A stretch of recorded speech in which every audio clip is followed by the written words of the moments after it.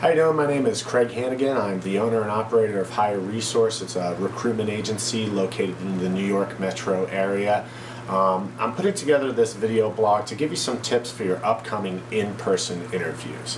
The first thing that I want to tell you is be prepared. I can't say this enough. I say it to people all of the time, but you really need to prepare yourself. In a very difficult job market, you have to make sure that you're bringing your A game, you can give it 100%, and that you go into that interview fully rested and energized and ready to go after that job. So always a great idea, and some people don't always do this, believe it or not, is make sure that you go to bed early. Get a good night's sleep. There's nothing more transparent than somebody who wasn't able to sleep well. So do whatever you can, but make sure that you go in there well rested. The second thing that I would say is dress conservative. You'd be surprised how many times people show up to interviews with white socks, a lighter suit. This isn't a date, this is an interview. So you want to make sure that you're wearing a dark suit, your presidential suit, maybe a dark suit, white shirt, navy or red tie, dark shoes, dark socks. You're not going to a fashion show, you're going on an interview. So you always want to dress conservative. Even if the company that you're interviewing with is a business casual company, maybe they wear jeans and polos to work every day. But today's your interview, so you wanna have on your best suit. The second thing that I say is sometimes if you work in a company that's business casual, and if you were to show up to work in a dark suit, everybody knows that you're going on an interview. So if for some reason you just can't wear that dark suit, you should notify the person who you're interviewing ahead of time. You can either do that directly, do it through your recruiter, but just let them know, hey, listen, I'm going on my interview today during my lunch break. If I wear a dark suit, it's gonna put red flags up that I'm interviewing, so I hope you don't mind, but I'm gonna show up business casual. This is what we wear to work. The next thing that I would say is always a good idea is to map your route. Make sure you know exactly how to get there and exactly how much time it's going to take. And it's even a good idea to do a dry run, possibly the day before.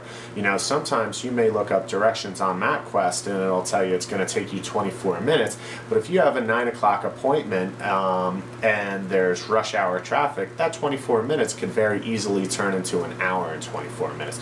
So you should know exactly how long it's going to take you to get there during the time period that you have your interview. So it's always good to take a dry run. It's also another good idea for a dry run is you can scout out the area. You can find out if there's a place that there's to park, how long that's going to take you. You can find out if there's somewhere where you can use the bathroom, if there's a public bathroom nearby, or if there's a bathroom in the lobby of the building that you're going to. The reason why that is important is a lot of people will go on an interview. Let's say you have a 10 o'clock interview. You drink 3 cups of coffee on your way to the interview, you get to the place, and there's nowhere to use the bathroom. Now, the entire time that you're in there, you're sweating because of the amount of coffee that you've drank. You have to use the bathroom because of all of the coffee that you drank. And while you're getting interviewed, it's going to be a distraction, and it's going to look like you're nervous when it's actually that you were unprepared. So it's always a good idea, do the dry run, find a place where there's a bathroom, tuck in your shirt, pull up your socks, tighten your tie, crack your neck, whatever you have to do to get into your interview mode. And then once you do that, then you can go in there nice and calm, dry off your hands. The next thing that's important, and like I said with the coffee, is coffee does make you sweat. And if you're going to shake somebody's hand, you're already going to be nervous. The last thing in the world that you want to do is give them a cold, sweaty, wet noodle handshake. That's the very first impression that you're going to give the person. So you want to make sure you have a nice, dry, firm handshake. So, some people need their coffee in the morning, but what I would recommend is don't overdo it. Maybe drink a little bit of water. Make sure you use the bathroom. Give yourself time to calm down, cool down, dry your hands off, and then enter into the building where you're going to have your interview. That's a great idea. And crazy enough, a lot of people do this as well. make sure you're clean, shaven, you took a shower, you've got your deodorant on. Don't wear too much perfume or cologne. Some people are very sensitive to things like that, and the last thing you want to do is come into somebody's office and give them an asthma attack. And if you've got on too much cologne and they're sensitive to that, they may say to themselves, oh my God, I don't want to sit next to this guy every day. He smells like the first floor of Bloomingdale's. So then now, once you've actually gotten in there, you're dressed for success, you've got your black socks on, you're clean, you're shaven, you're dry, you're ready to go. The next thing that I want to tell you is that you need to be prepared. You should always bring copies of your resume. That sounds a little bit old school because of email these days, but it's a good thing to have. Some companies aren't always prepared, and it's nice to show that you are prepared and you have a nice copy of your resume on a nice piece of paper. You should also know the company very well. Do your research ahead of time. You should know exactly what that company does, how many people they have, what type of environment they have. You should also know the job description, exactly what you're interviewing for. A good thing to do is even have prepared questions up front about the job and have some things that shows that you've done a little bit of research on the company. Another reason why it's important to know the company is a lot of the hard interview questions that people crack on are very simple questions, such as, why do you want to work for us? And if your answer is, I don't know, I need a job, they're not going to be excited about that. But if you say to them, well, I did some research on your website and I can tell that it's a great company, it's a good environment, you're working with things that I want to work with, I feel that this is going to be a good next step for my career, I like this environment, I like this industry, so on and so forth, that's going to show them that you're prepared, you're a good fit for the company, and you've done your research before you came there, and you took time. You took their interview and their time very serious.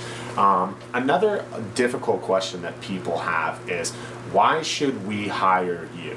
And that question, unfortunately, it stumps a lot of people, but you need to be prepared to answer interview type questions like that. So you need to be able to, this is your big shot. This is where you can show them what I bring to the table. The reason why you should hire me is because as a recruiter, I use techniques that other people don't use, such as video blogs, and my LinkedIn profile is huge, and I've been doing this for a long time, and I'm fully qualified for the job. And, you need to be able to prepare an answer and give that answer successfully. That's your big shot to sell yourself.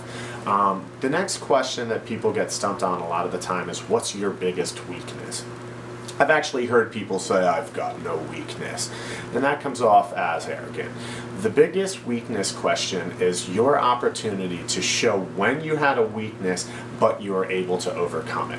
So if you were to say something like, well, throughout my life, my biggest weakness has always been keeping organized, particularly in an industry like the one that I'm interviewing for, where I'm constantly in need to multitask. Sometimes when I first started off my career, that would become very difficult. But what I've done is now I keep all of my information on Excel spreadsheets so that no matter what, at any given time, I have all of the information that I need, and I can just go back and forth in between the two of them.